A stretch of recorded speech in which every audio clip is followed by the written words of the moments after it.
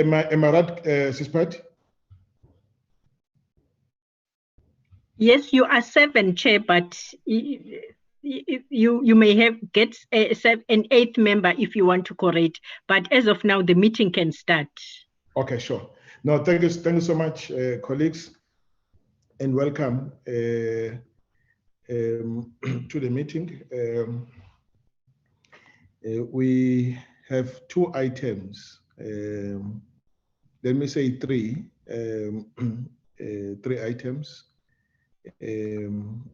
One is the discussion on the consolidated report on the engagement with the South African Defence Force industry role players, and the 2, a discussion on the report on the joint oversight of the Joint Standing Committee on Defence and the Portfolio Committee on Defence, 2 selected military bases in Gauteng,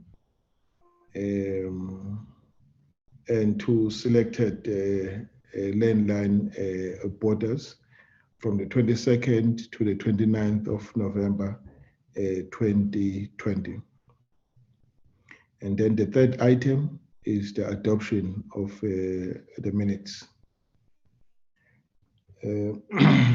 Just for the report on the joint oversight of the Standing Committee on Defence and the Portfolio Committee has been to the Portfolio Committee, is coming back for this committee's approval before we refer it to as a report of the Joint Standing Committee on Defence. So that's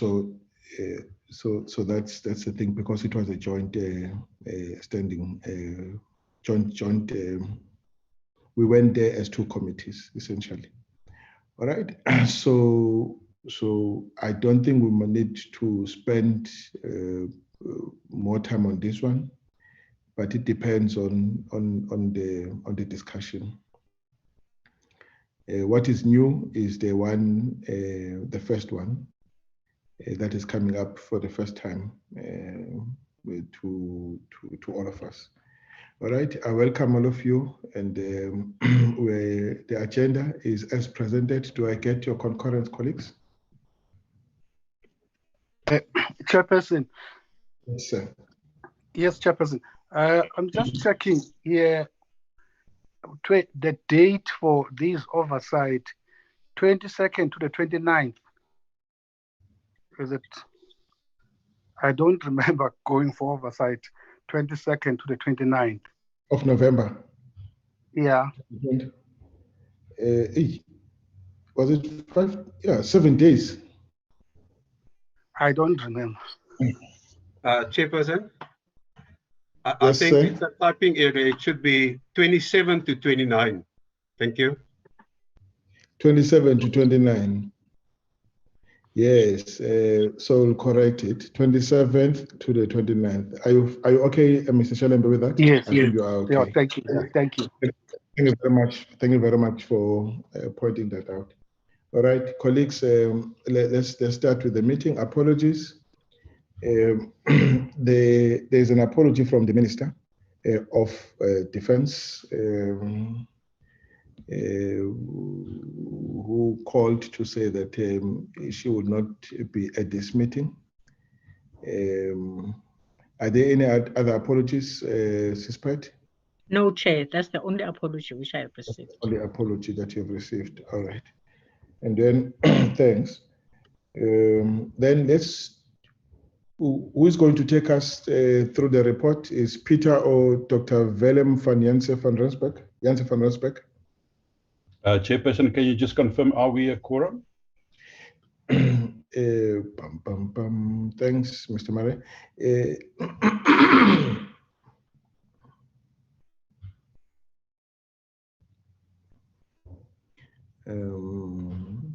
Are we 8 now, Sispert?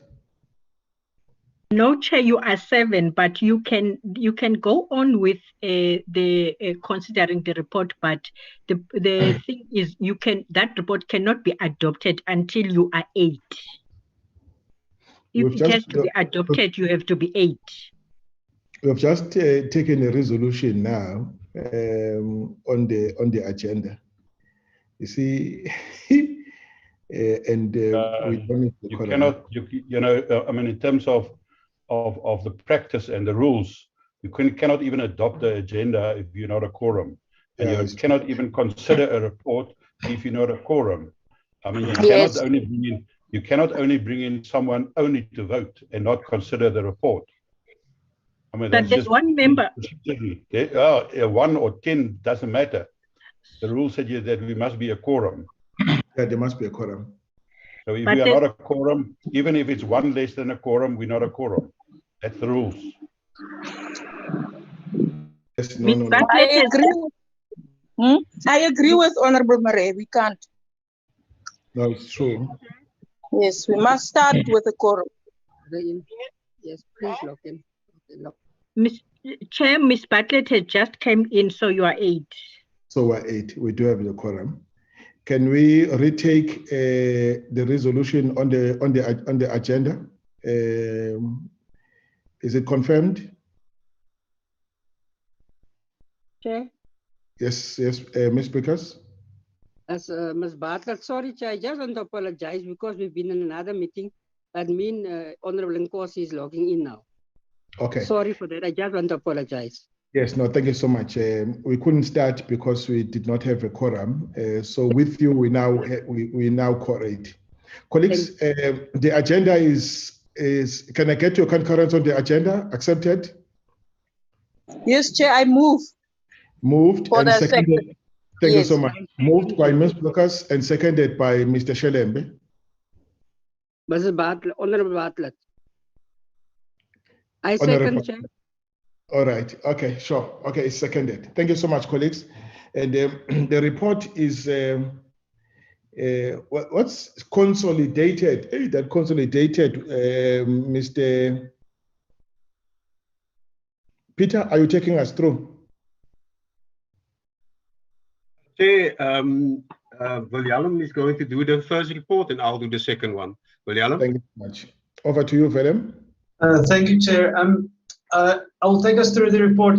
Just before I start, if I can ask Gunther to perhaps unshare the screen.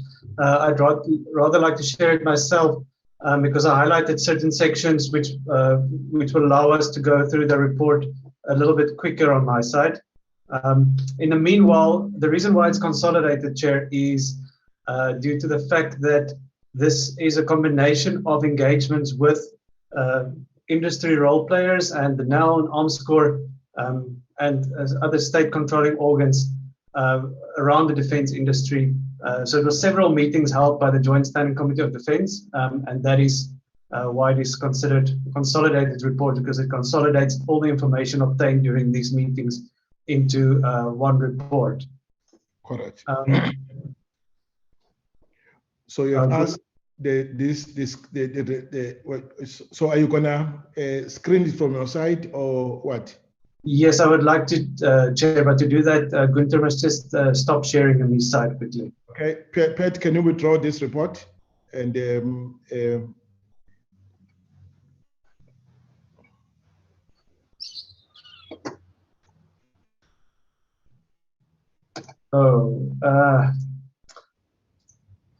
Chair, I do see now on my side it says the host disabled screen sharing. So I don't know if Pat can quickly allow screen sharing on her side. Pat, can you allow screen sharing? Of that. Thank you. Are you able to share now, Willem? Yes, thank you, Pat. Chair, is it visible on your side now? It is, Doc. Okay, let me just enlarge it slightly. Chair, as I've noted, this was a consolidated report capturing all those meetings that I just mentioned. This is the index of the report detailing all the engagements. But perhaps to go to the aim of the report, the aim is to consolidate the various inputs by role players on the prospects and challenges facing the defense industry as presented to the committee. And in section 1.2, you can see all these engagements. On the 27th of November last year, in 2019, apologies, There was an engagement with the NAL, Elleck, and the DCIC on the 5th of March, 25th of June, and 29th of October. There were engagements with the NCACC. On the 28th of May 2020, there were engagements with the NAL and Armscore. And of course, there were other engagements with Armscore as well, through the PC mostly. And then on the 5th November, there was an engagement with Elleck and AMD. Just to provide a quick, Chair, I highlighted these aspects because that will allow us just to go through it a bit quicker. In terms of the orientation, the key issues that's underlying these engagements that we just mentioned is the declining defense budget and the subsequent negative impact on the defense industry. And aligned to that is the fact that the special defense account is shrinking drastically, and we saw in last night's budget that was proposed that there will be a further significant shrinking, not unexpected, but a further significant shrinking in the SDA, which will affect the industry as well. So it's against this background that the implementation of the 2015 Defence Review cannot be funded, and only non-cost interventions can be implemented to arrest the decline. And South Africa will have to agree to a significantly reduced level of defence ambition in the future. And that is from the 2015 Defence Review. So against this background, the committee had engagements with a number of role players. Firstly, with engagements with the NCACC, the National Conventional Arms Control Committee. The NCACC, I won't go through this, Chair, has a responsibility to report to Parliament, and they do so on a quarterly basis. And it's been going rather well with engagements between the committee and the NCACC. However, there were several challenges highlighted with regards to the NCACC. The first one is a big one that will be repeated throughout this report, is that the IT systems utilized by the NCACC to process applications appears to be outdated. It's not a digital system, and this makes it very difficult for the defense industry to have their permits for exportation processed, and it delays their exports, and it affects their competitiveness internationally. However, the NCACC did indicate that they will migrate to a new system by early 2021, and this is something that the committee will surely follow up on. In terms of statistics was another point raised by the committee that's of concern. The statistics provided by the NCACC do not provide an analysis on the impact of these transactions, the exports, on the economy of the country. And the DCIC agreed to the suggestion made by the committee and committed to provide an economic analysis as well as in comparative information in future meetings. So we should look up for this, Chair, in the next meeting with the NCACC. The other issue was the user certificate issue that members will be familiar with, but the NCACC indicated that this has now been resolved largely through the gazetting of amended regulations. The regularity and predictability of NCACC meetings was also a problem. We'll get to this again, but the defense industry raised a concern that the NCACC does not have regular and predictable meetings, especially during election years. And this affects the application and processing of permits and the competitiveness of the defense industry. Next, the capacity at the DCIC was of concern. The industry raised its concern around the capacity at DCIC, apologies, to process applications submitted to it. However, the DCIC, on the other hand, had reservations regarding the submissions of complete documents. So you see this sort of disparity between the complaint on the one hand and DCIC claiming that they do have the capacity, but the documents submitted are incomplete. The next group interaction was with Elleck, the National Defence Industry Council. Elleck was launched on March 2016 to facilitate close collaboration between the state and the defence industry.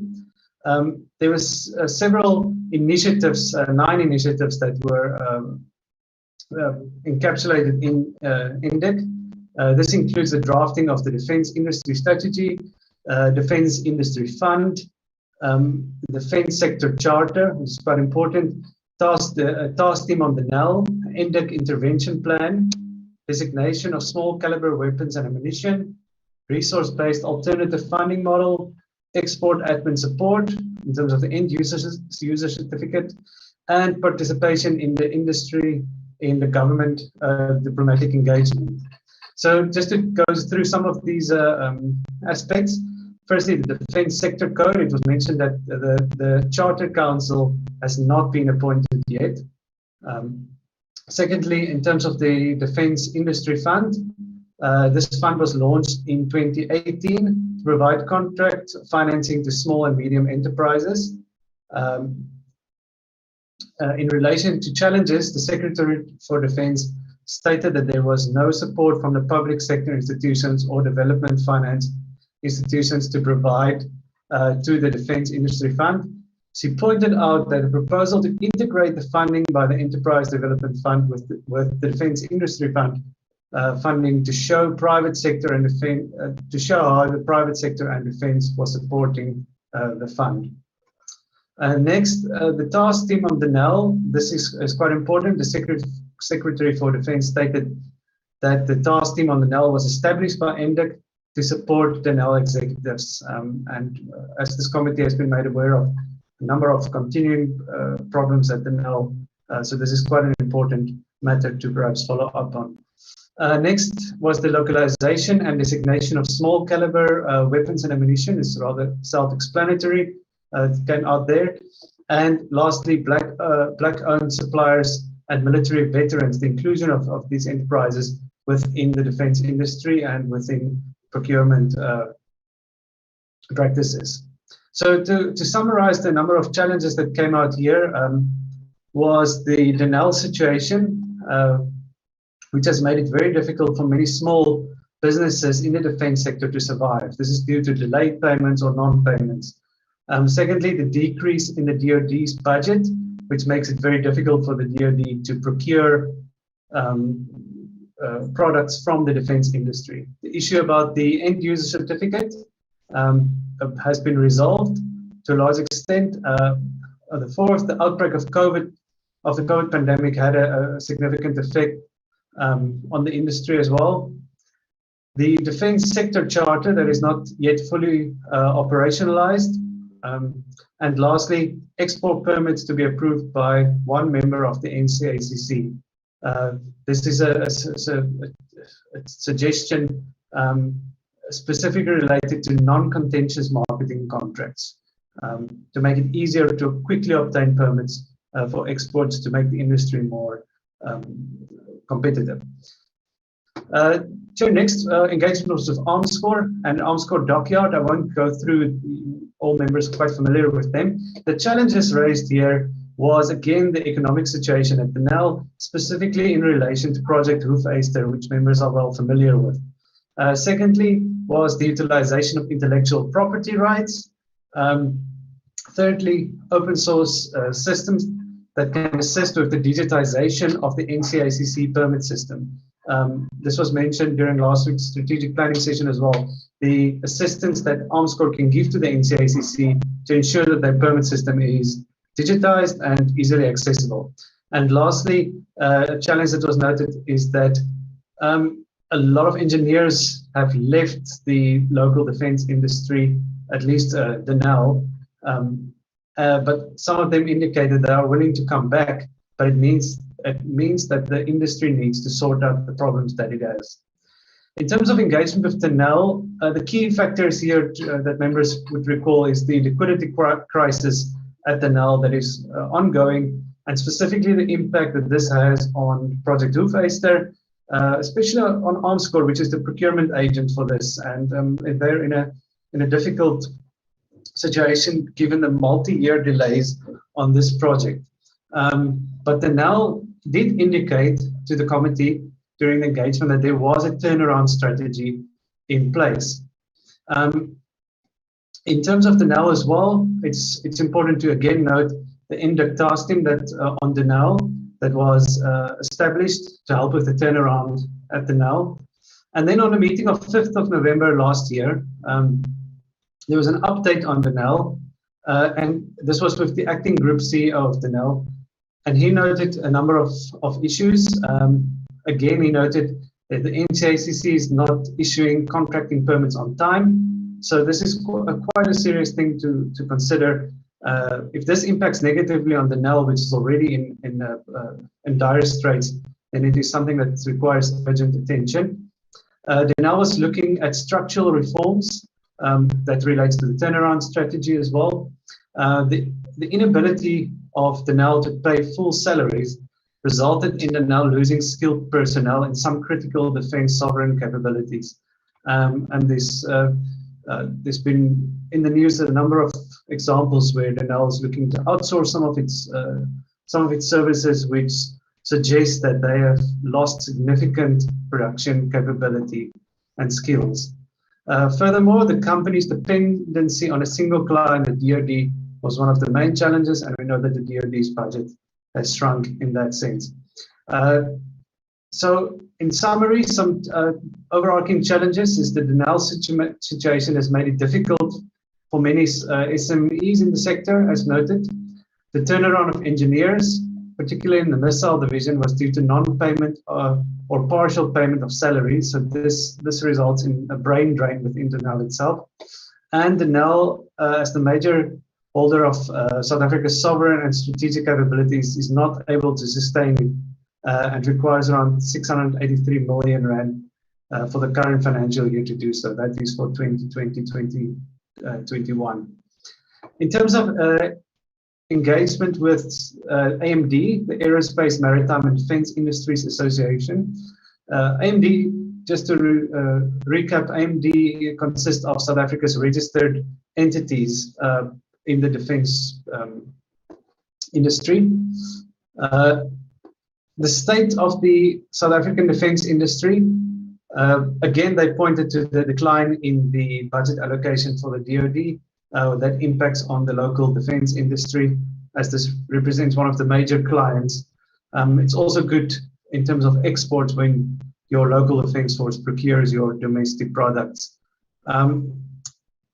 The key issues to pick up here, Chair and members, would be that the South African defense industry pointed out that they have an impact on national security because they produce sovereign capabilities that is available to the state here. The South African defense industry also has an impact on the economy, specifically in terms of the spin-off and spin-over effects of having a capable defense industry, where they produce technologies and so forth that can be used and expanded to the civilian sector. Aerospace and defense. Within the aerospace and defense master plan, the South African defense industry is looking at repositioning the sector to improve South African lives for generations to come. That's what they noted. With improved export sales and products. In terms of exports, the current system, they noted, hampers the ability to compete and successfully export due to inefficiencies and the unpredictability of the system, resulting in the loss of not only currently contracted exports, but also future exports. So SADC expressed the need for the proper resourcing of the Directorate of Conventional Arms Control.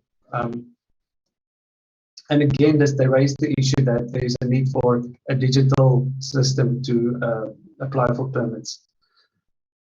Just this, the next page, Chair, is just a recap of the challenges noted by SADC. So I'll go on to the next page, which talks to the way forward and assistance sought from the Joint Standing Committee of Defence. Now, these were a number of suggestions that was tabled by SADC to the committee and how the committee could help them. Just some highlights in this one. Firstly, is that the NCACC approval process needs to be fast-tracked and benchmarked with other countries. This is quite an important point for the industry to make them more competitive internationally and ensure quick exports. Specifically, the NCACC need to operate more effectively and efficiently during emergency periods such as COVID-19 and election cycles. And lastly, the permit allocation needs to be digitized, as we already mentioned. In respect of policy, interventions, SADI also suggested the following. They should say there should be larger focus on localization of products and procurement. There should be a bulk approach to safety and security requirements, where the safety and security sector within the country lump together their procurement requirements and approach the defense industry with that. There should be further enabling and exploitation of intellectual property, and the arms control regime needs to be reviewed, updated, restructured, and capacitated. The last section, Chair, then quickly we look at the JSCD observations. These are the observations by the committees during this number of engagements. The issues that members raised or pointed out was firstly the loss of scarce skills, and the committee stated that, or members stated, they're concerned about the loss of engineers specifically who will be employed by competitors, specifically abroad, and the IP that the country is losing through that as well. Predictability of the NCACC meetings. Concern was expressed that the NCACC is not meeting regularly enough to assist the defense industry. Then the manual IT system is again pointed out by members as a key issue, because this really impacts on the competitiveness of the sector. The committee members also noted the difference of opinion, specifically where the DCACC stated that it is functioning very well to process applications, while the defense industry expressed their frustration in the delays and the fact that the DCAC is not fully capacitated. Intellectual property rights, the committee noted the opinion that IP rights could be exploited to raise revenue, and further inquiry into this might be needed. Consequence management, note was taken of the suggestion by the defense industry that various role players should be subject to consequence management if they do not deliver timely and appropriately on their mandated tasks. Assistance of the Joint Standing Committee of Defense that SADI proposed. The committee noted the suggestions by the defense industry on how it can assist, especially regarding the involvement of political leaders in support to promote the industry abroad. I perhaps skipped that one, Chair and members.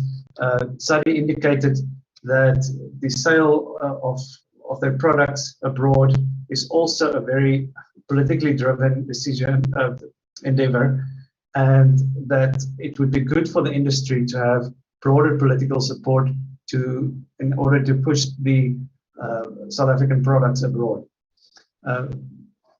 Furthermore, the underlying impact of Denel, and this is a big one that came out, is that the committee noted with concern the immense impact that Denel's financial operations and problems have. The committee noted two key concerns. First, the economic impact of Denel's loss of contracts that results not only in the loss of income for the entity, but also in SMMEs being negatively affected, scarce skills held leaving the group, and ultimately tax revenue being lost. And the second issue that the committee noted is Denel's demise has a negative impact on South Africa's sovereign and strategic defense capabilities.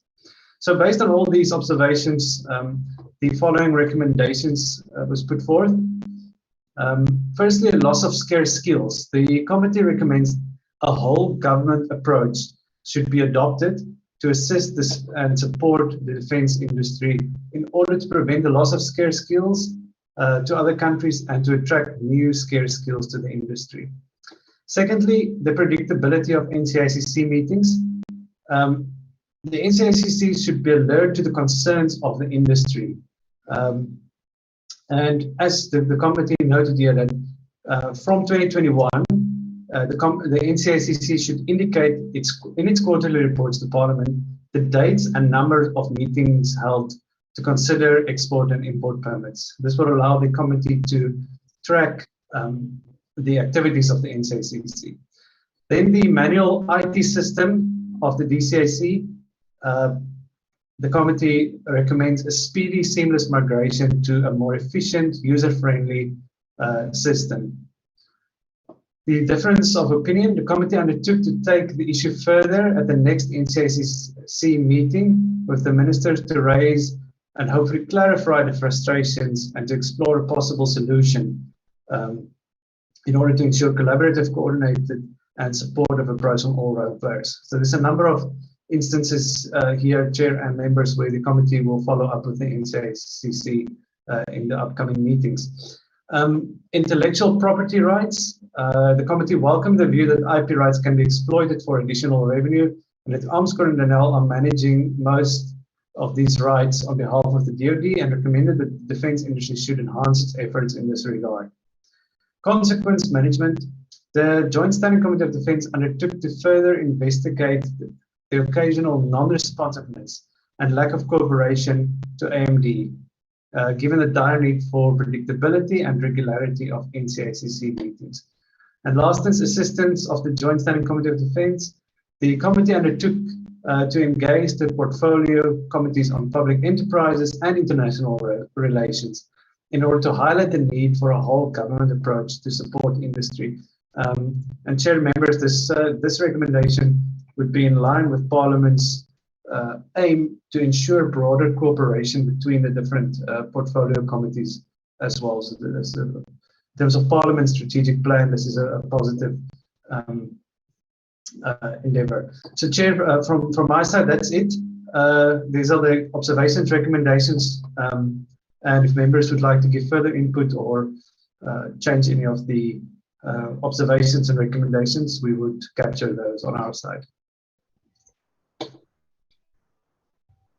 Thank you very much, Doc, for this comprehensive presentation. Very good. Colleagues, the matters are on the table. Are there any corrections that you want to introduce in the report? We are not discussing it, we are approving it for purposes of taking it to Parliament. On the screen, on the system here, I see the hand of Mr. Murray. Mr. Murray? Thank you, Chair. I just want to make some comments on the report. Again, it's a great report, and I think Wilhelm has done exceptionally well in terms of capturing what was discussed at the time. I just want to raise a few issues. Two issues that was initially conveyed to us that were resolved were the end user certificate and the NCACC process.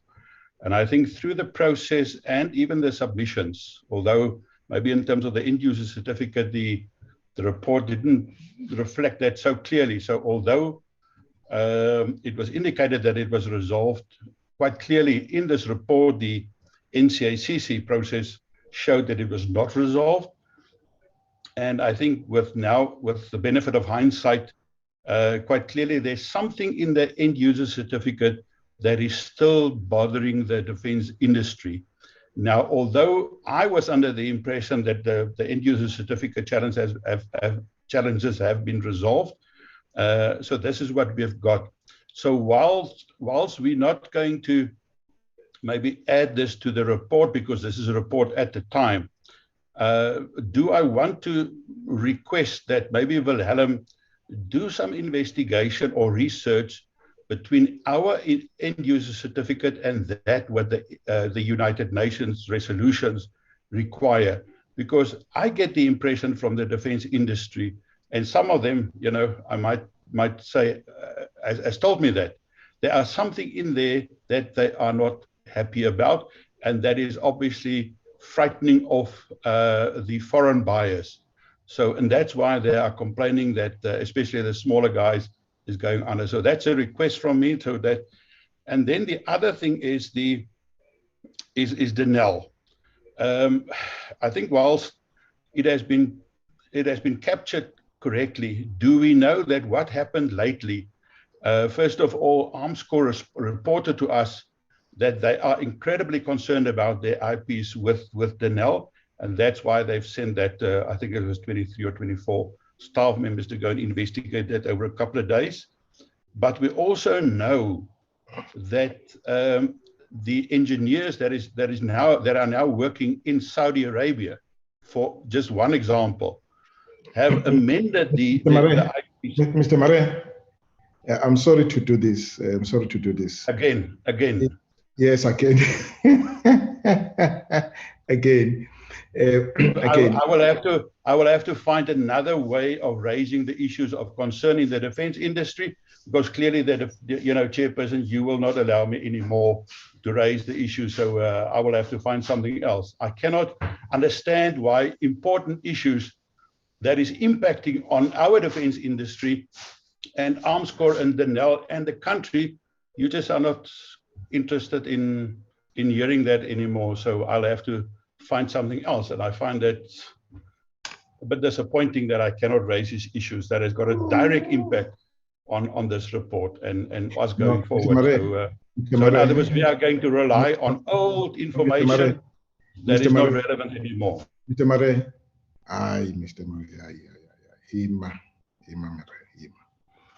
where is this this report is, the question is, does it reflect, correctly capture the discussions in the meetings that have reflected that took place in the meetings that are reflected in the report? We're not discussing anything outside those discussions. We're just confining ourselves to the report. Is it a true reflection of our discussion? If the colleague says yes, then after that, what is the way forward? We are now talking to the way forward. Correct. Do we adopt this report, colleagues? That's the question on the table. Yes, Chair, we adopt it. The report is accepted. Anyone against? Anyone against? Right. There is no one against the report. Okay. Now,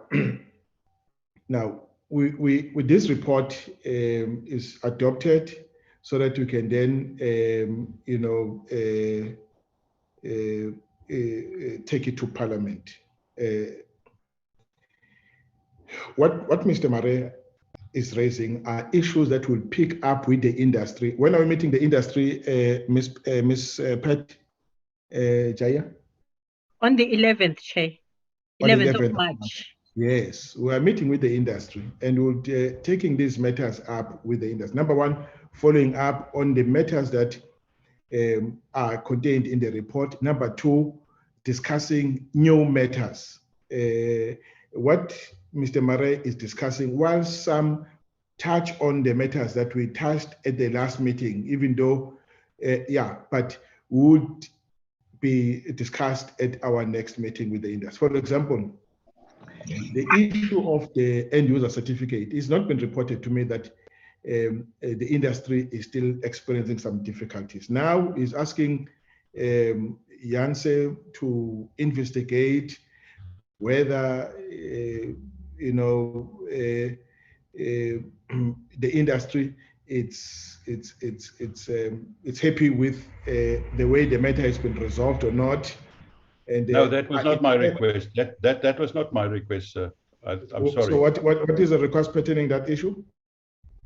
No, you proceed, and at the right time I will raise it again, because that was not my request, and you have probably not listened to what I was requesting. Yes, it's precisely because, Mare, you are raising issues that are not pertaining to what is before us at the moment. What is before us at the moment is that report. There's the report that was very relevant to that report. No, we'll pick it up, Mr. Mare, at the next meeting, at the meeting with the industry. We're meeting with the industry on the 11th. I see no reason why we should. We should be proactive, Chairperson. If we know about things, we must try to research information, and we must have a proactive approach when we go to the defense industry. If we are always going to be a reactive, then it is no wonder there's no trust in the defense industry, because we don't really assist them and help them with a proactive way. That's my. Yes, no, I have no problem with that. But currently we're dealing with the report on the meetings, the few meetings that we had. We have finalized the report. We have finalized the report. We are beyond the report. Yeah. So you are happy with the report? Are you happy with the report? Well, that's irrelevant. We've already moved on. That's irrelevant whether I'm happy with the report. No, Chair. Yes, Ms. Chair. Beukes? No, Chair, we are happy with the report, and I agree with you that we must first deal with the report, and if there is new issues, then now is the time to raise that issue so that we know that in our next meeting, when we meet with the industry, we can then engage on this new issues. Excellent. I agree with you. Chair. Sorry, my hand was up, Chair, but Sorry, it's okay. Yes. So you agree with the approach. And Mr. Raja, your hand is also up. Chair. Ms. Kosi? Chairperson, thank you very much. I was coming to say exactly what the Honorable has said, because the problem now is to deal with the report first. Then after we can deal with the issues. I think you have outlined it correctly that let us deal with the report and adopt the report or accept the report as to say this is what was happening. Then after that, we can come up with the other issues. I don't think that there's a problem on what you are saying. Let us accept the report. Thank you so much. Mr. Raja, your hand is up. Thank you, Chair. Look, I don't want to speak for Mr. Murray, but the point is that... Sorry, Mr. Raja, I think there's a problem with your network. Mr. Raja, we can't hear you.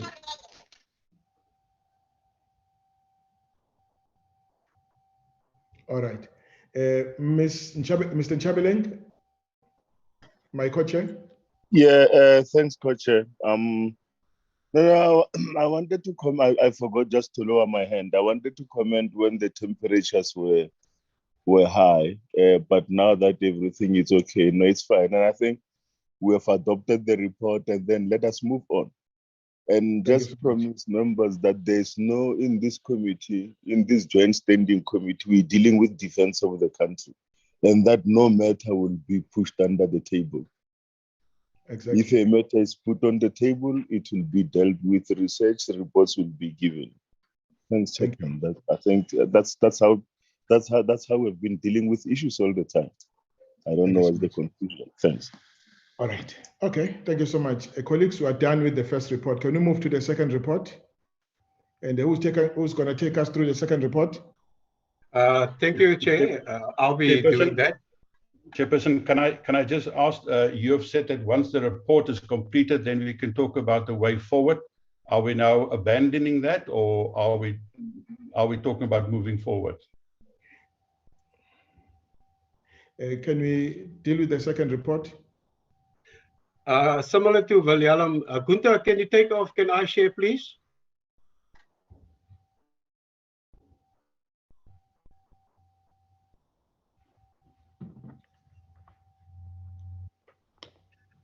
Chair, can you see the report? Yes, I can see it very well. Yeah. Chair, this is quite a lengthy report. It's around 20 pages. It has about 9 sections. The first section is just introduction. And then from 2 to 7 is basically the various units that we visited. And then 8 and 9 is the recommendations, the observations and recommendations. As you said, Chair, this report is known to members because firstly, they went on the oversight visit. And then secondly, it has been discussed in the PC. And then thirdly, the report has been distributed to members. So Chair, this firstly, the introduction, we're just saying the period that we've conducted from 27 to 29 November last year. And then basically just the aim was to be briefed on the conditions at the military bases, and then especially the circumstances under which our soldiers are deployed as part of Operation Corona. 1.2, Chair, is just the members and the support staff. And then 1.3 is just the program. On Friday, the 27th, we visited one military hospital, and then the SA Army main ordnance sub-depot in Walmanstal.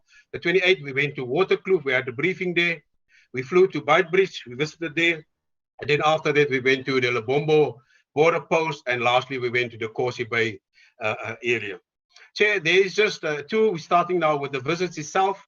Firstly, we went to one military hospital, and there we were hosted firstly by the GOC, the General Officer Commanding, Brigadier General N. Skosana, and then also the Surgeon General also made a few remarks. But we started off by the chair basically just telling them about us being a combined committee of the two houses, and that this is basically a learning session for the delegation. Then the presentation, chair, I'm not going to go through each and every one of them because they basically have the same flow. They talk about the mandate, they talk about the challenges and their achievements. So the presentation there, Chair, firstly, they were talking about constraints, and the main problem there is with regards to the repair and maintenance program. And then they told us that it's basically resorts now under logistics division, many problems with that. And then to get some of their responsibilities from the DPWI to the Defence Works Formation. They talked about the mandate, and that is to provide a specialist health service to develop and maintain military health capabilities of the SANDF. And then Major General Dwaba, that's now the GOC of the Defence Works Formation. He then briefly took us through the whole process of RAMP, which started in 2006. It was terminated in 2015, but there are still many problems there, as we all are aware, especially on the first floor. And then they also got the assistance of the Development Bank of South Africa, and they are basically instituting a total facility management to make sure that they are repairing the breakages, the damages as speedily as possible. And then we also went to the ICU, the COVID-19 floor, and that's basically on the 7th floor, and that was managed by the Defence Works Formation, and it came with a 5-year maintenance plan.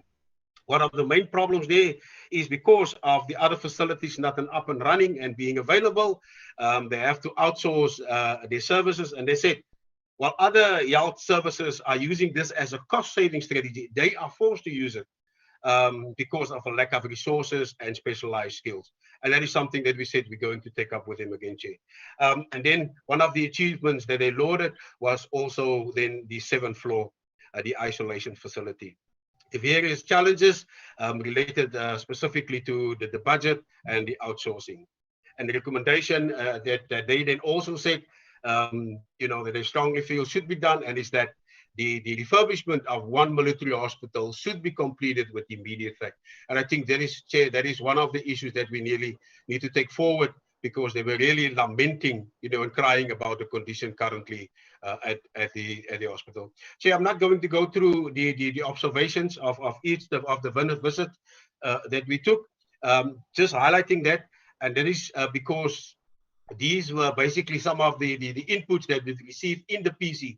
And the first one there related to the ramp that requires around 1 billion rand to be completed. And the second one, Chair, related to the input that we received at the PC, and that is that the first floor also, is very cardinal, because it was supposed to host, is supposed to host the new pharmacy, the radiology section, and the emergency theaters, and that the absence of these facilities compound the dire situation at the hospital. Chair, the next visit that we conducted was the sub-depot at Walmarstal, and there we were greeted by Brigadier General Scrubel, and we were received a briefing by the OC, Lieutenant Colonel Antonio. And as you talked about Operation Tusano, and that is something that we are going to have a follow-up meeting on, because we were not happy about the brief, but we said we couldn't take it up at that level.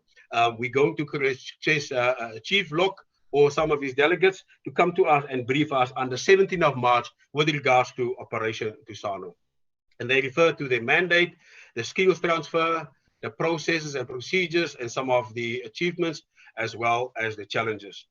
Chair, the next unit we visited while we were waiting for the weather to clear and for the correct airplane to take us to the border areas was at Waterkloof, where we had the briefing by Brigadier General Bartlett. I think he's now a Major General. He was the acting GOC of the base at that stage. And he just took us then through the mandate and the structure of Air Force Base Waterkloof.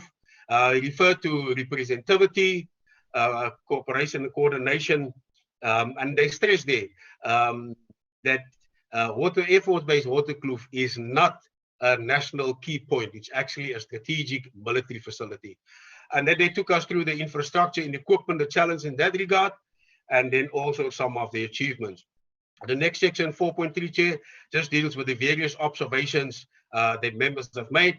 And before we left, we were very briefed there by Captain Navy Jaco Tennyson, saying that we're going now to fly out to the border areas. And then mention was made of the 22 subunits that's actually required to properly protect our borders. Because we all know currently we only have around 15 units deployed. So, Chair, we went to Beitbridge border area, and there we were met by Major General Lopetseni, the Chief Director Operations of the Joint Operations Division, and Brigadier General Malotsi, and then the OC there of Nineside, who's now deployed in that area, Lieutenant Colonel Tigere. And then he basically made the presentation, and this presentation is the same format as at the next 2 units that we visited. So it's basically just an introduction and saying in terms of the constitution, etc., that they are being deployed in the area of operation, the situation in that specific area, the mandate, the orientation, activities and equipment, the coordination with other departments.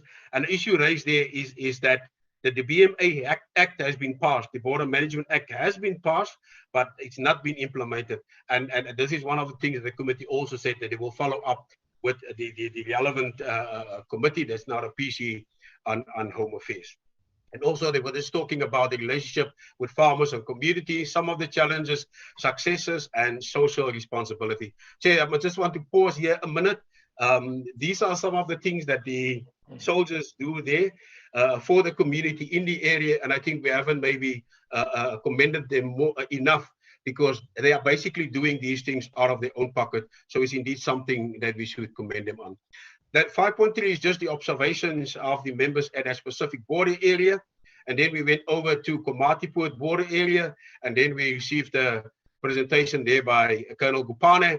And as I said, similar to the previous presentation, there was an introduction, a situational overview, the activities, the area of responsibility, the operational successes, cooperation with stakeholders, force multipliers, UAVs and drones, etc.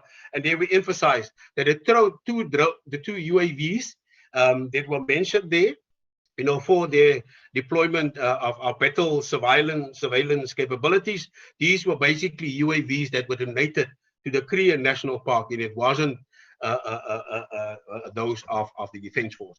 And then something that I mentioned earlier, social responsibility, it is the outreach programs that specific unit had there, and then some of the challenges.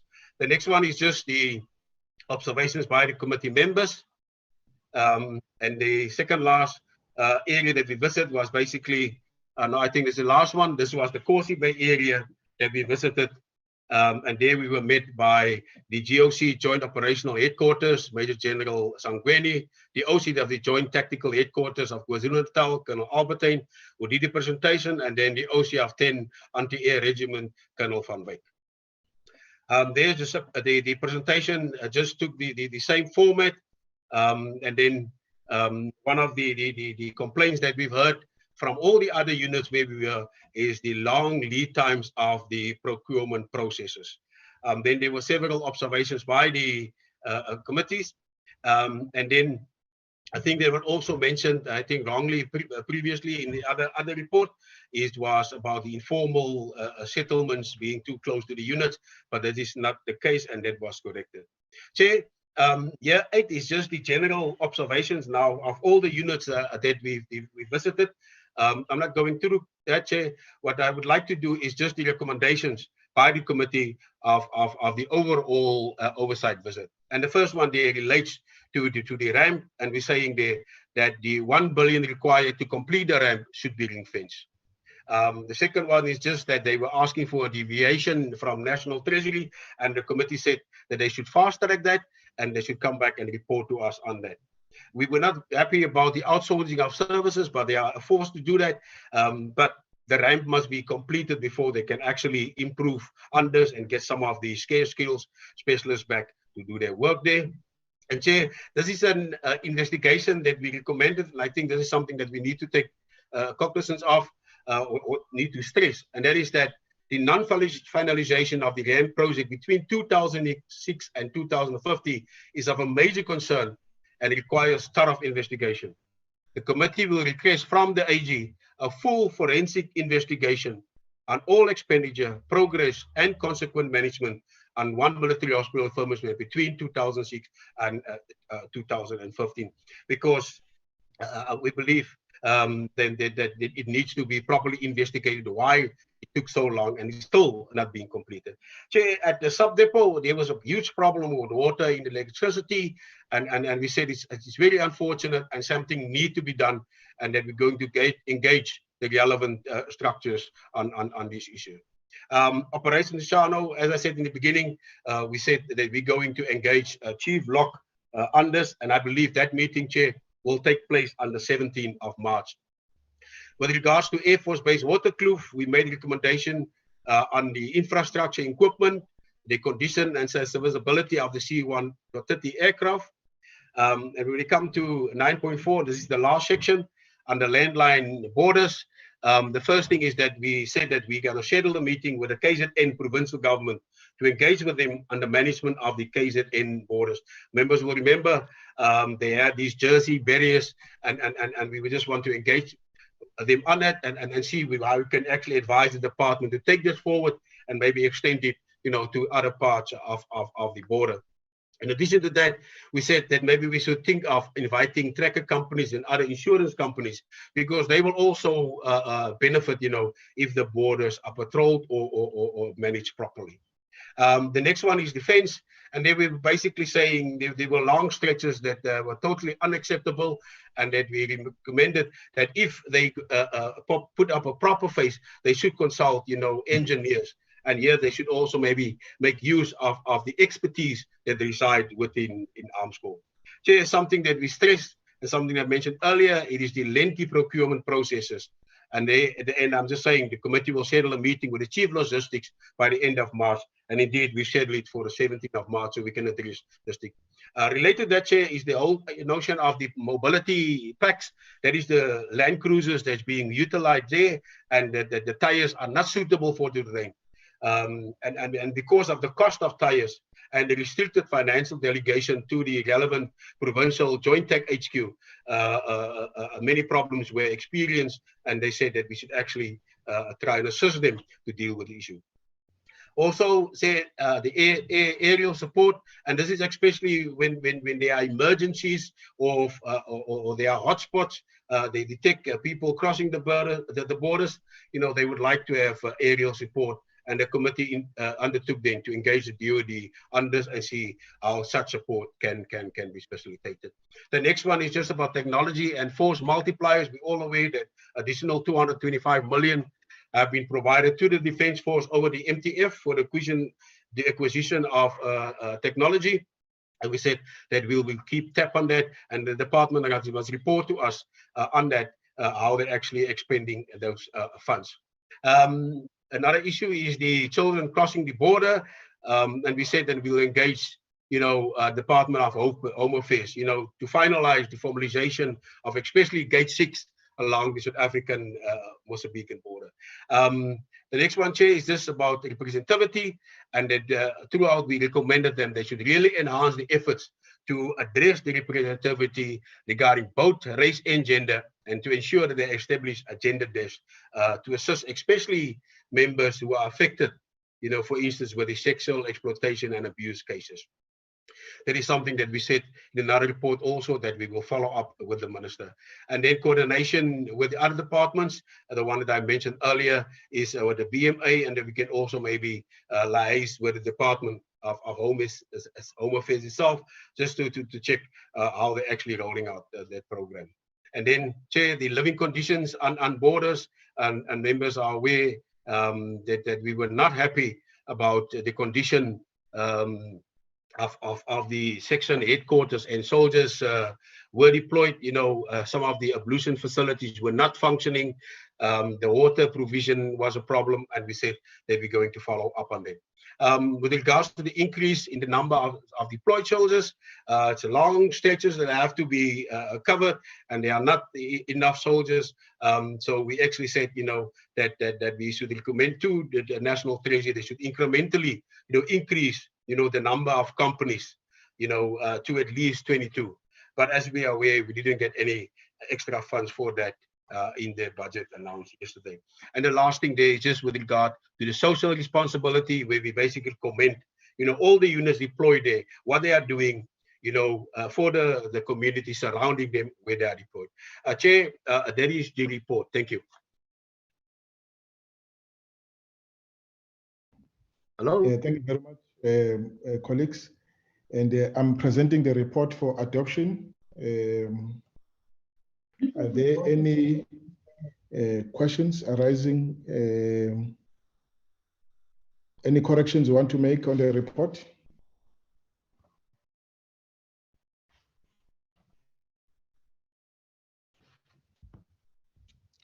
Okay. Co-chair, is your hand up? No, it's my old hand, Chair. Let me lower it now. Right, Mr. Mare, are there any corrections that you want No, to? sir. No, there's no corrections. It is an outstanding report, and Peter must be complimented, and it will give me great privilege to propose the report for acceptance. Thank you very much. Mr. Mare has proposed the report for acceptance. Any seconder? Sorry, but just before that, colleagues, 9.1, sorry, Peter, it refers to the Auditor General conducting a full forensic investigation. And we now know from the interaction we have had with the Auditor General prior to meeting them at our workshop and at the workshop itself, that they don't conduct forensic audit. They audit, their mandate is to audit and report. They delegate the task of further investigations, forensic audits and all that to the auditees themselves when they follow through the AG's findings. And so we may actually be giving them the mandate that is asking them to perform something that is not within their mandate. Is 9.1, what is that? Oh, yes, that's the point. And Chairperson, in terms of your own ruling with the previous report, this was the report at the time and the findings and the recommendations at the time. So I would suggest that you apply the same rules, that we adopt the report as it was at the time, and that we can take going forward some resolution, in that regard. But we can't change the report now because of something that happened. The report is up for adoption. But before you adopt it, you must correct in what we consider to be inconsistencies in the report. Yeah, but that was not an inconsistency when we had the oversight and when we discussed the report. So that's something that happened in the last. We're adopting the report for the first time. Exactly. We're adopting the report for the first time. This is what was captured during. Exactly. Yes, colleagues. Exactly. Yes. And that was our decision and resolution at the time. We have not taken a decision on the matter. The matter is coming up for the first time before this committee, Mr. Mare. That's the same as with the previous one. This was the second time this report is before us. No, it's not the second time. It's been to the portfolio committee on defense. It's coming up for the first time. Let's avoid the dialogue. Let's avoid the dialogue. Yes, Miss Honorable Mother. Yeah, no, Chair, we don't need this. Let Mr. Mare, please, Honorable Mare, let you please respect the chairperson, because I wanted to support the report already, ask for adoption of the report. Let him please respect the chairperson. Thank you. And any other hand? Ms. Beukes? Chair, and that is, we only discover now that the AG's mandate is to audit and not do forensics or audits. So we just, yeah, the responsibility, the mandate of the AG is to audit. So we don't change the report. It's just that we discover only now. All right. So just make a note. So we adopt the report subject to this being amended. Chair, if I may. Yes. With the changes. Okay. So Yes, with the changes, yes. the last Chair, sentence my there, hand is up. Since I raised my hand, Chair. Let me just check who's that. Who's that? The Honorable Kini Mutamai. Oh, Kini, are you Galaxy X20? Yes, Chair. Yes. Please Chair. rename your system. That's the reason why I did not know whose hand this is. Thank you very much. Over to you, sir. Okay, Chairperson, I just want to say the report is perfect. It is the way we went to those border gates, and it's true our soldiers are suffering. There's the place where you find there's no toilets, and the situation where our people are working under, really they need to be assisted. And the way the report is perfect. It's the way we went and find the situation as it is. I thank you, Chair. Thank you so much. Peter, you wanted to say something? Yes, Chair, in line with what was said now, the suggestion is just on top of 9.2, the last sentence there in 4 is, then we'll amend as follows: the committee will request the minister, because as it was said now, the entity itself must conduct it. We'll request the minister to conduct a full forensic investigation on all of that and report back to the committee. That I will support.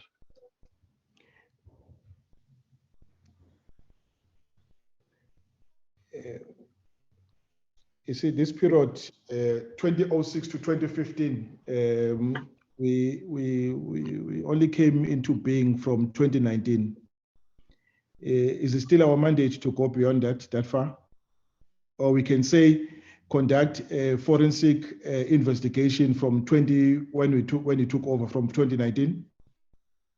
No, sir. We can go further back in terms of the information at our disposal. Obviously, if you want to, you can get a opinion from the state law advisor in Parliament. But I'm very confident that we can do that, because this is the reports and the information that we must consider as the appropriate committee.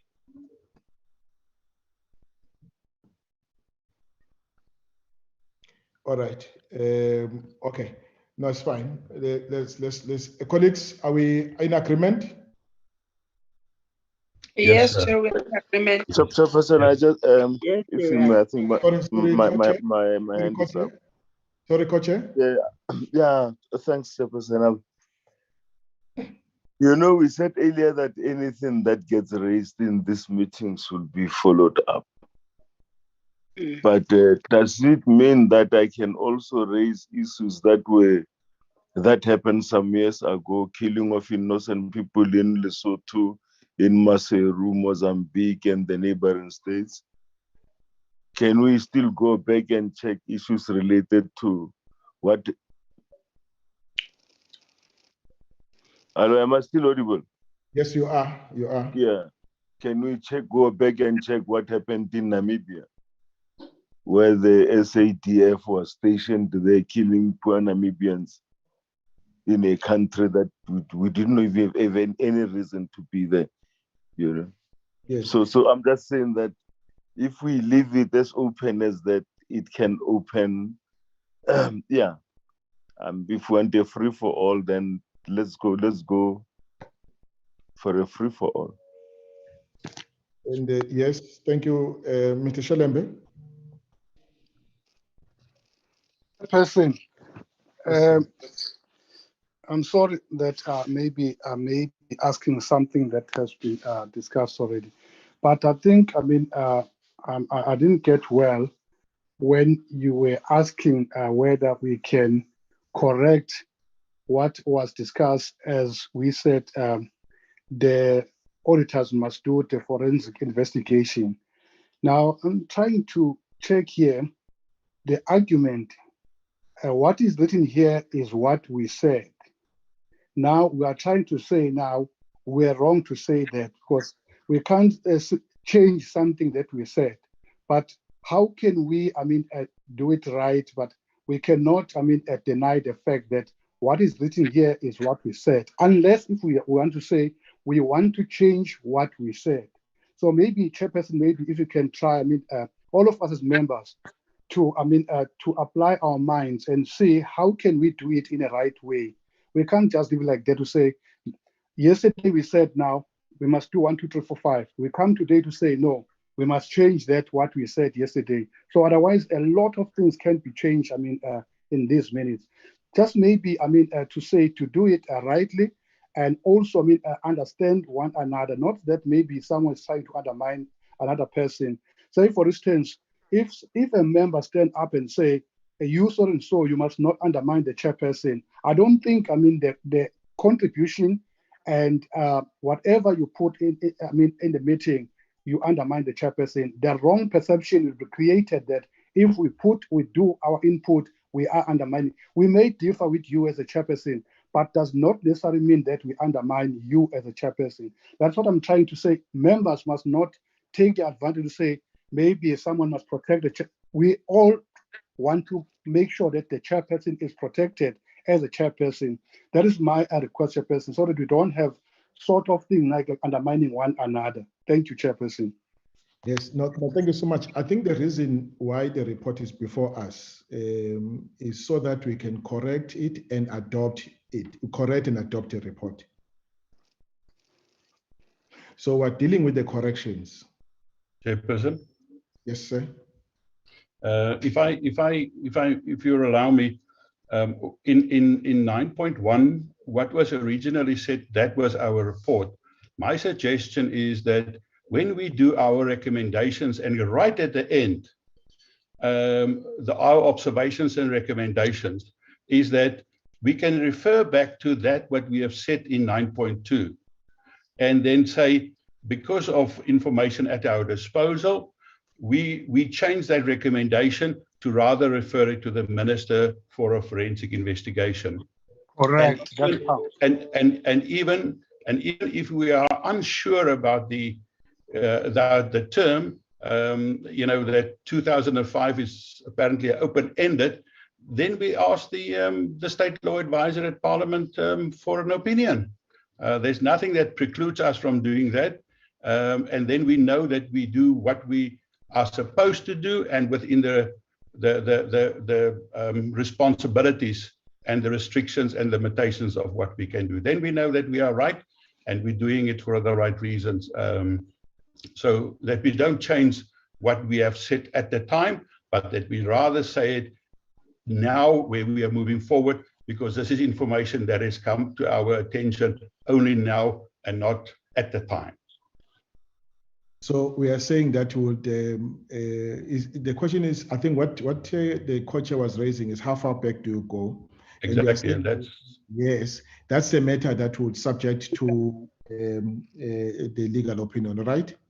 Yeah, and ask the legal opinion, and even you know, ask the Minister for a Forensic. You can put that, because that must be our way forward and our observational recommendations.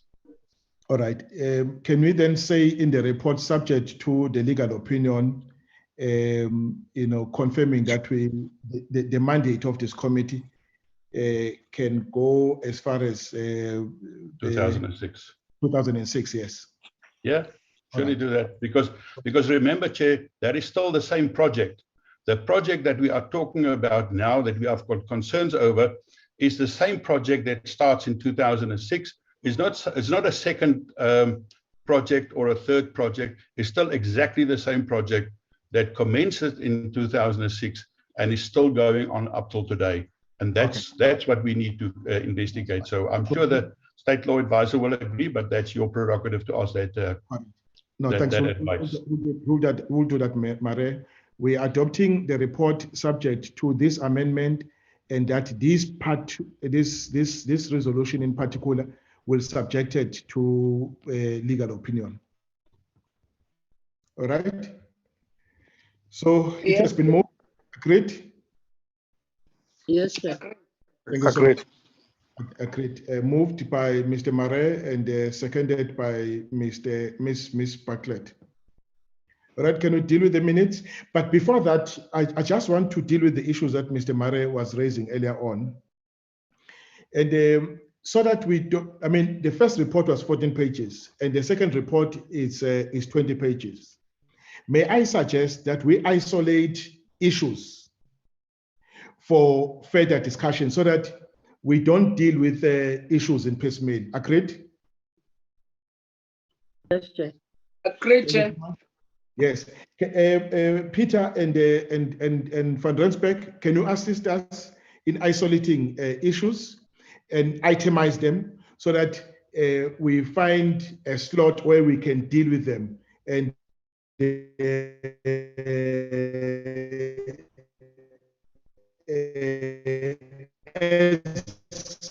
as matters arising from these two reports.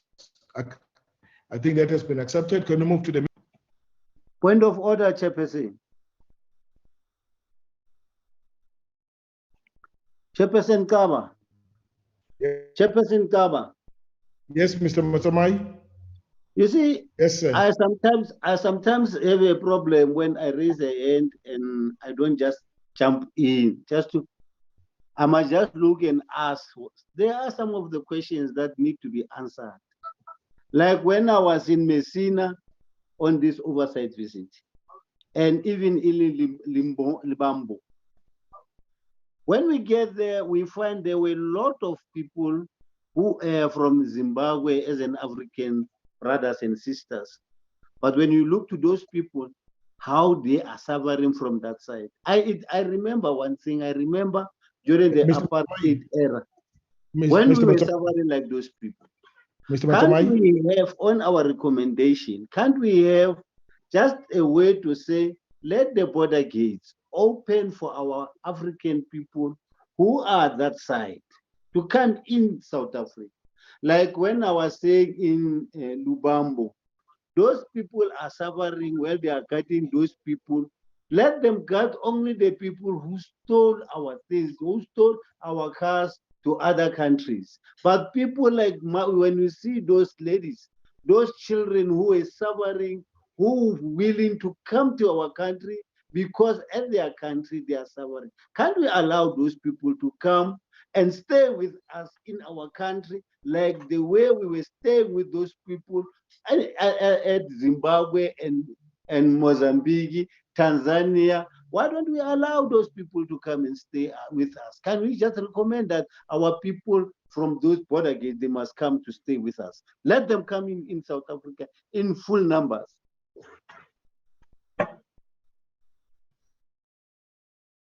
Okay. Thank you, Chair. No, I've requested Mr. Matsomai. Yes, I've requested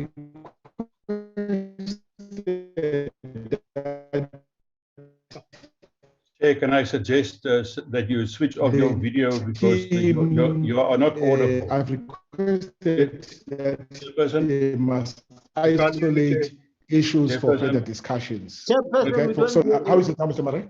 How is it now? We cannot hear you, so I suggest that you switch off the video and see whether it's more audible, because we cannot follow what you are saying. It's not audible.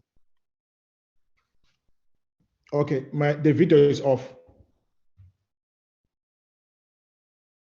Certainly sounds better. It sounds better. No, I was actually saying that, colleagues, I hear what you, Mr. Matsomai is saying, and I've also recognized what Mr. Mare was saying. All right, I'm saying to do justice to issues that are highlighted in the report, that the team must isolate them for further discussions. We'll find a slot where we look at them as matters arising. separate from the adoption of the report. Mr. Mare, your hand is up.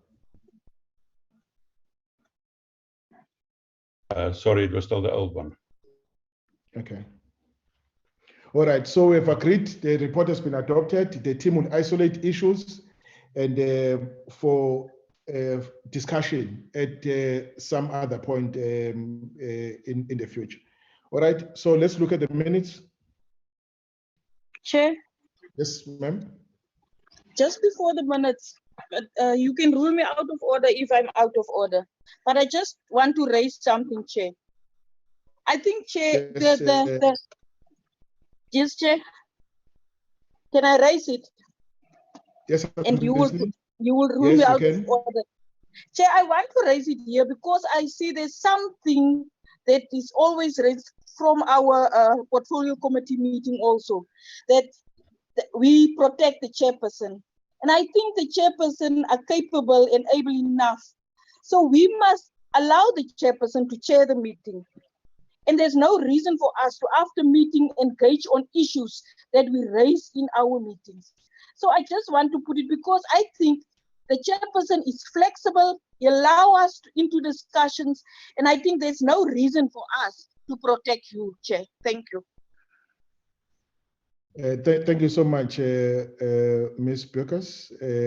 It's true. Please allow me to run the meeting. And Mr. Ryder, is your hand up? It is indeed, Chairperson, and I apologize that I couldn't say my say earlier. I was in my office in Parliament, and it seems like the wind has blown all the signal away in Cape Town. There's one hell of a wind out. So, yeah. But Chairperson, yeah, look, I don't want to go back and revisit the issues that were mentioned earlier, but Chair, there is one thing that needs to be urgently addressed, I believe, and it's part of what's been reported on in many issues tonight through the discussions. There's always this issue around budget for the Defence Force and budget to spend, etc., etc.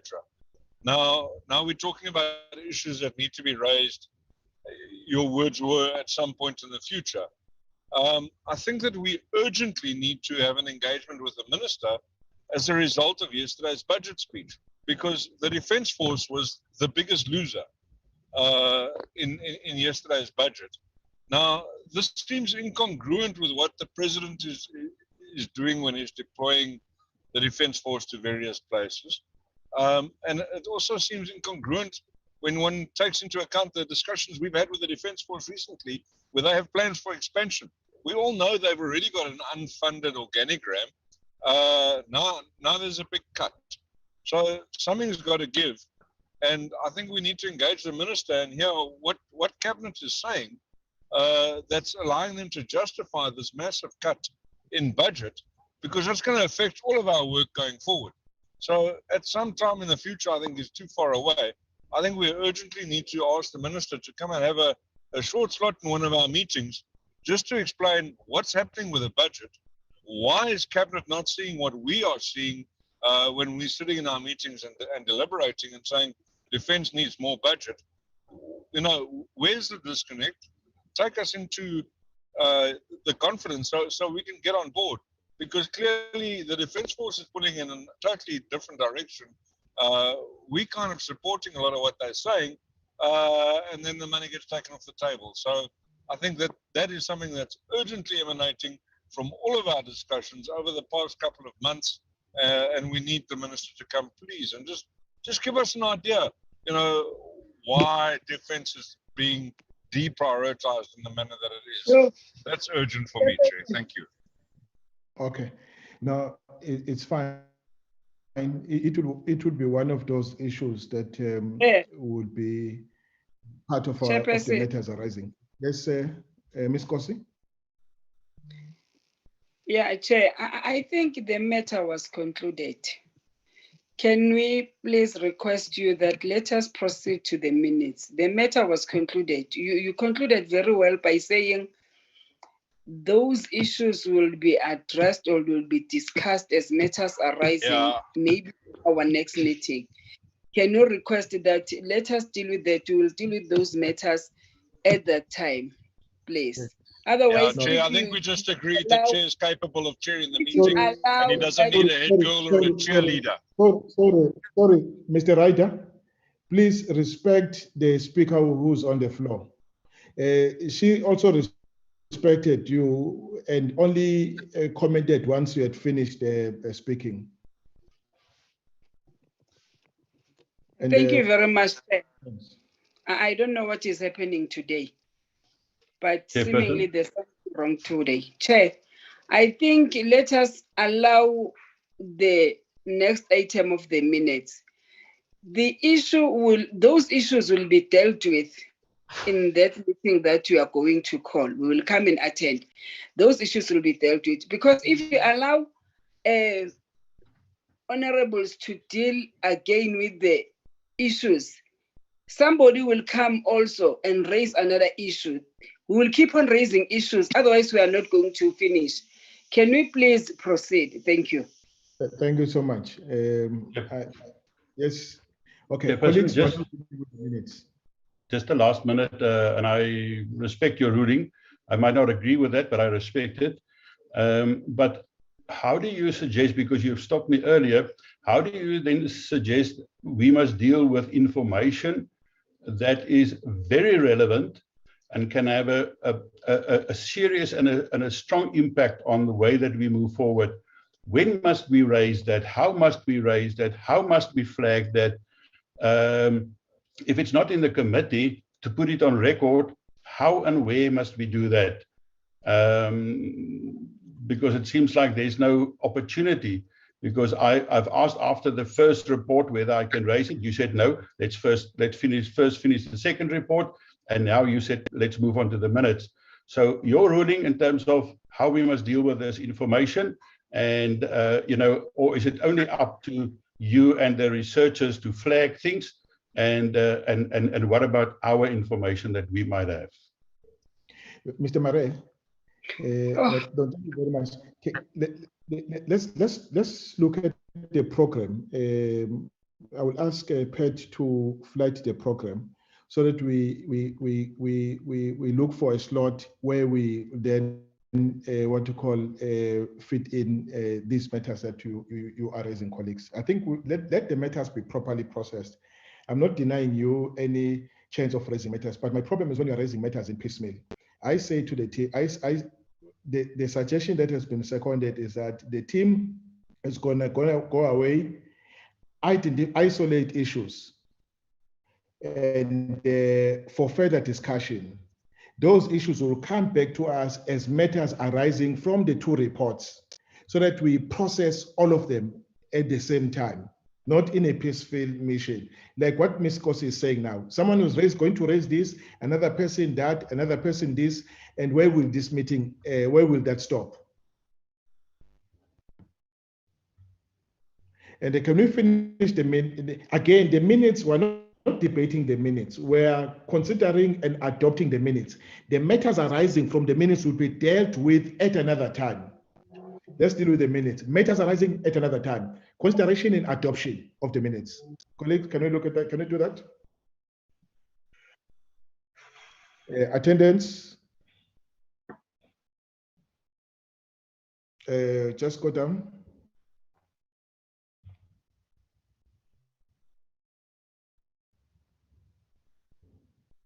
Okay, so that was a briefing on the letters from the president. Is any correction? Just go down up until the end of the page. Any correction on the second page? Right, third page, any correction on the third page? Fourth page, any correction on the fourth page?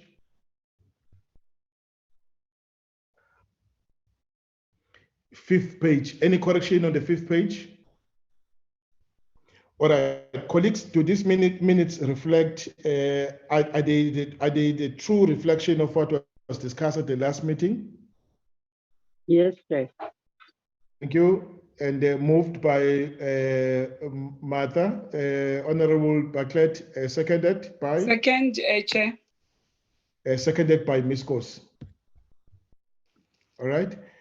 Pat, can you flag the program for the term so that we look at it and check where we can slot in all these issues for discussion?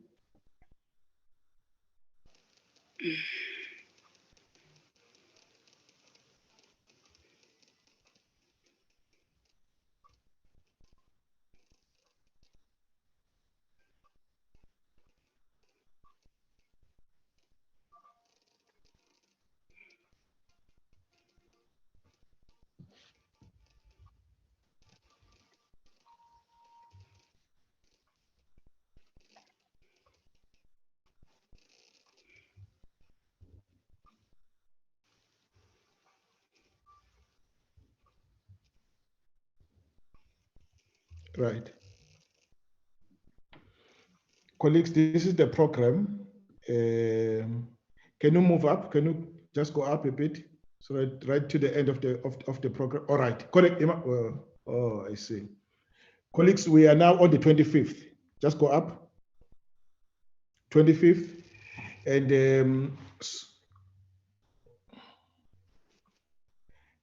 right.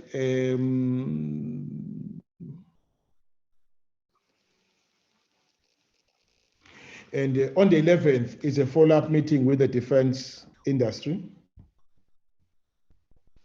And the 18th is the briefing by the Reserve Council. And is it possible, colleagues, to fit in the matters arising on the 18th of March? Is it too far? Can I comment, sir? Yes, sir. It will be of no value at that time because the information is absolutely relevant for the meeting of the 11th of March. So if we only do it on the 18th of March, it's got no value whatsoever. Then we have passed the point of no return. And that's the point of raising it when it is relevant on the agenda. But I mean, that's your ruling. No, I'm not. I'm dealing with all matters that arose from the report that we've just dealt with, the two reports that we've just dealt with. Again, at that time, there will be no relevance anymore.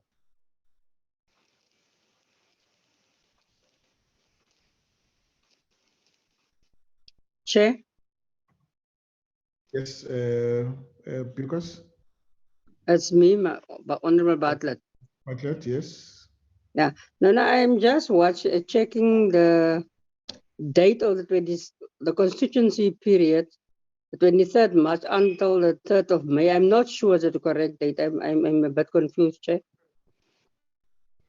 23rd March until the 3rd of May. Oh, I think they might have, there's a problem there. 2 months, the full month. I think that would be corrected.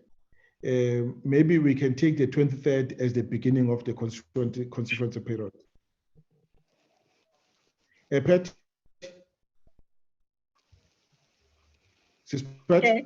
Chair. When does the constituency period start? Yes. I'm just checking now on the other side, Chair, for the. I'm just checking on when the does the constituency period start? I'm just double checking, Chair, on the program on the other side.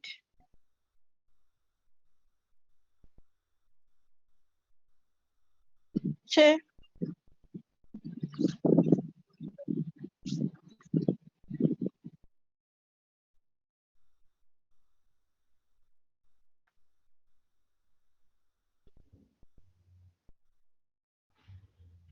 I don't hear you.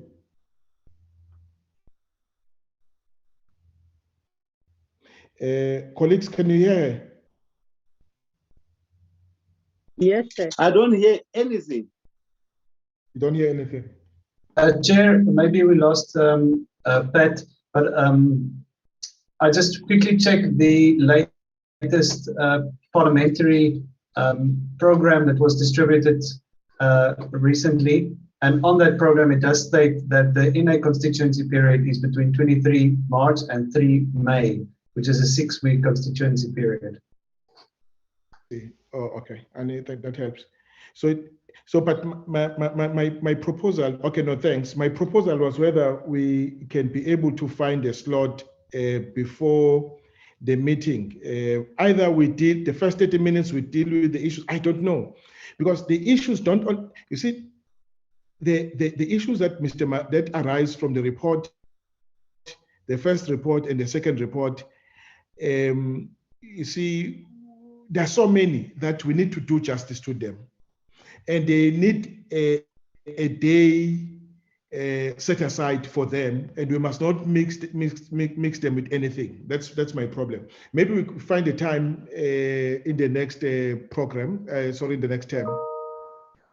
All right, colleagues, thank you very much. Pat, is anything? No, Chair. Colleagues, the meeting, thank you very much for your time. So the meeting stands adjourned. Thanks, Chair. Thank you, Chairperson. Thank you. Chair, thanks so much, but you must consider that issue of our people from outside. Sure.